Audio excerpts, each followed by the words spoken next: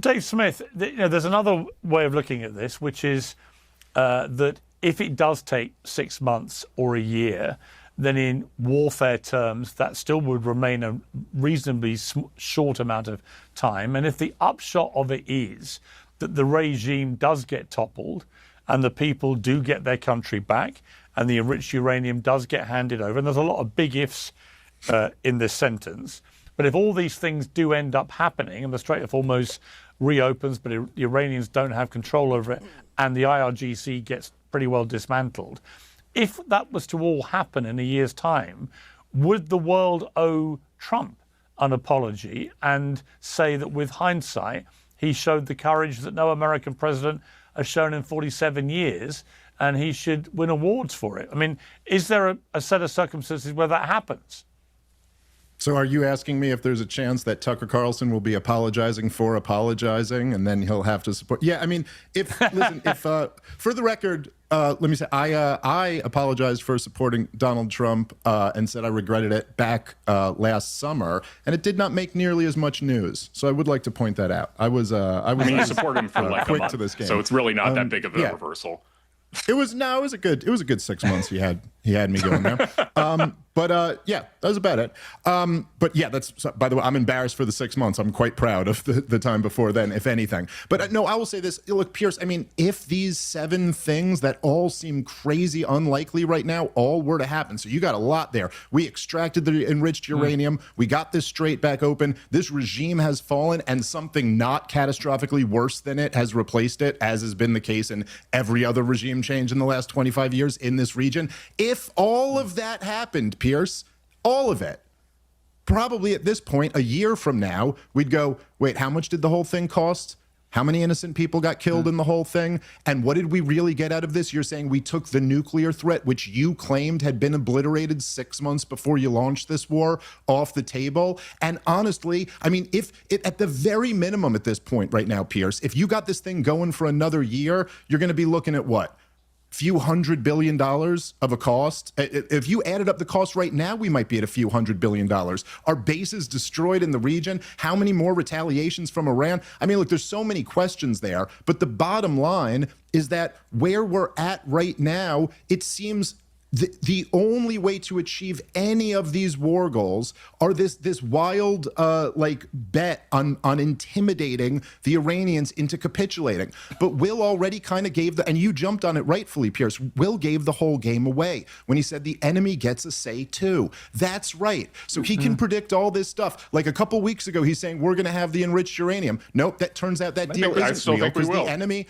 Well, okay, but it didn't turn out now. Yeah. Now you're saying maybe they have. Okay, you just said Iran, you'd be surprised if they have a month left. In a month, when this government is still standing, you will move the goalpost to something else. This is what you guys do through all of these wars. They did it for 20 years in Afghanistan. The government that we're building up is doing great. This is why this whole I know, that's why I'm saying you can keep it going. I didn't say it's a quagmire. My point is that your bet, listen, I made this point over and over about the 12-day war, and I got ridiculed for it. When I said, look, the reason why that was such a risky thing that we shouldn't have done is because the enemy gets a say too. Exactly your point. Now, in that war, Iran chose to make sure they didn't kill any Americans, make sure that it wasn't something that was going to escalate the war. And I said, wow, we put a lot of faith in this crazy government to do that. Yeah, you said they had escalation dominance over us, which is insane. They don't. They Will, the Strait of Hormuz. The Strait of Hormuz is closed. Our bases are destroyed. We're in a gridlock right now. We don't get our oil from the Strait of Hormuz. They lost their entire senior leadership class. What about our friends who do? What about the friends in the region that we've completely left behind?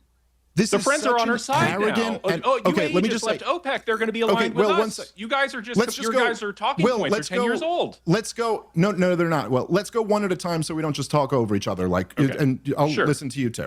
But listen. I think it's a very arrogant and simplistic view to go, hey, if the Strait of Hormuz has had the lowest level of ships going through it in the last week, to just go, whatever, that's bad for the global economy. That 20% of the oil is like held up. You're like, dude. You do not know how bad this is going to be. Have people go, everyone at home who has a 401k, go look through all those companies that you own. You know how many of them are in foreign countries? Countries in Asia, in Europe are panicking right now over this oil situation. The Gulf states are panicking right now. And Piers, this won't show up in the markets. If you remember, during COVID, during lockdowns, the stock market went to record highs after we were pouring trillions of dollars into the economy. It wasn't for a full another year when the price inflation started destroying Americans left and right. And we have no idea what's coming down the road. We do not know how long we can keep this up before it'll be a cataclysm for the global economy. And you're way too cocky about this, dude. You don't know this will be good for us. You're way too conservative. Will Chamberlain. Hang on. Let me ask Will a question. We've got a slight delay between me and you guys, so you have to bear with me because I'm about half a second behind you. Will, the reality is this, isn't it? If I presented a set of circumstances to you where Donald Trump comes in for his second term in office, hits the ground spectacularly well, shuts down the southern border, pretty much stops all illegal immigration coming over that border, off to a flying start. Then a few things start to happen. Then a lot of stuff starts to happen. And now here we are, a year and a bit afterwards, so nearly 18 months now into his second term. His approval rating is at a record low. He's trapped in a Middle Eastern war of the kind he said he wouldn't get involved with.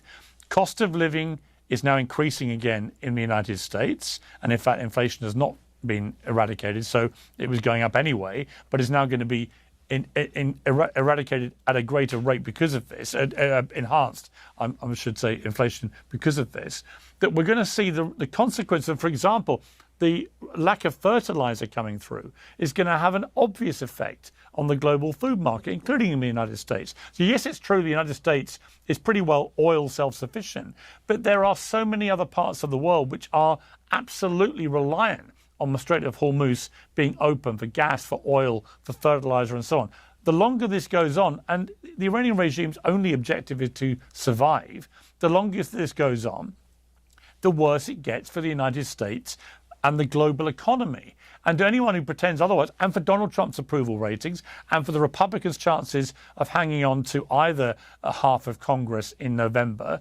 And I think that the longer this goes on now, we're nearly into May, then June, July, August. I mean, you're into the midterms before you know it. This becomes politically and economically unbelievably damaging for Donald Trump. You must see that. I agree with your basic statement. The idea that if this war is still going and nothing has changed in 6 months, and this is the status quo in November, you're right. It will not be good for the midterms. It will not be good for the president.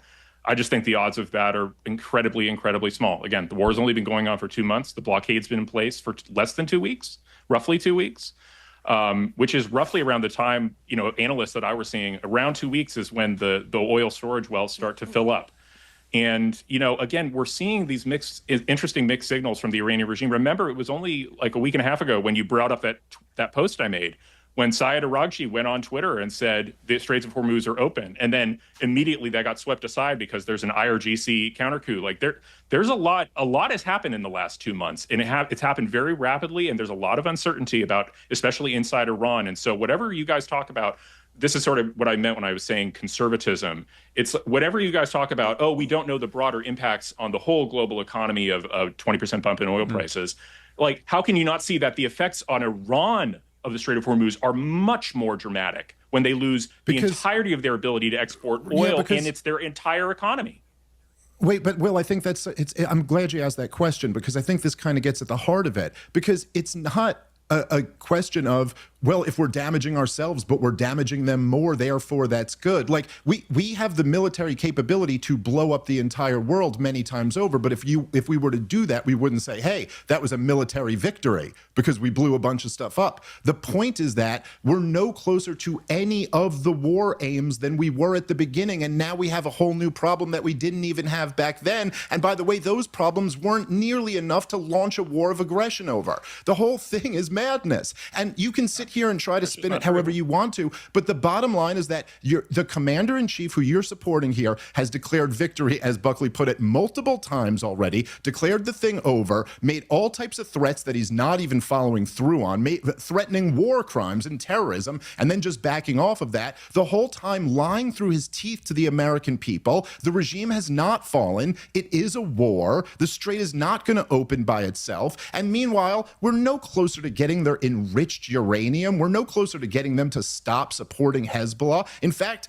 Donald Trump, look, well, yes, it is, dude. In fact, Donald Trump had to even start warning the Israelis to stop because he was so concerned that that was going to blow up this ceasefire and he needed to take a break from the military action. The bottom line here, Piers, as you've covered very well on this show, is that somehow Donald Trump allowed Benjamin Netanyahu to con him into this war, which he has openly been spending my entire life trying to drag my country into, lying through his teeth about how they're weeks away from a nuclear weapon for 40 years. And somehow him and the Mossad chief were able to convince Donald Trump of this ridiculous notion that it was a slam dunk that you could get a regime change through the sky. This is crazy that this guy he cannot see the forest from the trees. And he just does not want to believe that Trump could do any wrong. I mean, this is fucking crazy. Dave is completely right here anyways. This is crippling.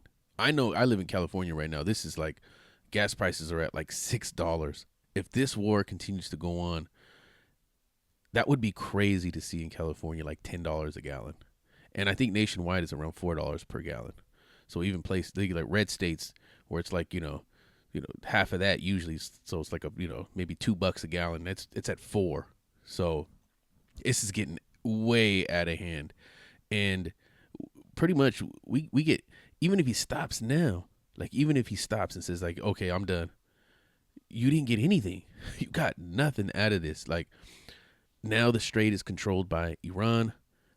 This shit it's just fucking getting out of hand, and now it's funny because on social media Trump is, he'll say, yeah, we got the blockade, we want a deal now, and then he realizes that these guys, that Iran they're not backing down, so he'll come back and say, well, I'm gonna annihilate everybody, this is what I'm gonna do, you're not moving nobody with that. But I think either way it's gonna be an L on our side. There's no win here. You're not going to win this because these guys are prideful and they're not just going to back down. And there's only so much that you can blame Gavin Newsom, and there's only so much you can blame Joe Biden. So I don't know. I mean, they're still blaming Joe Biden. I mean, Spirit Airlines just went bankrupt and they're completely done. And I seen that they're still blaming Joe Biden for it. It's like he hasn't been president for over a year already. This shit is insane.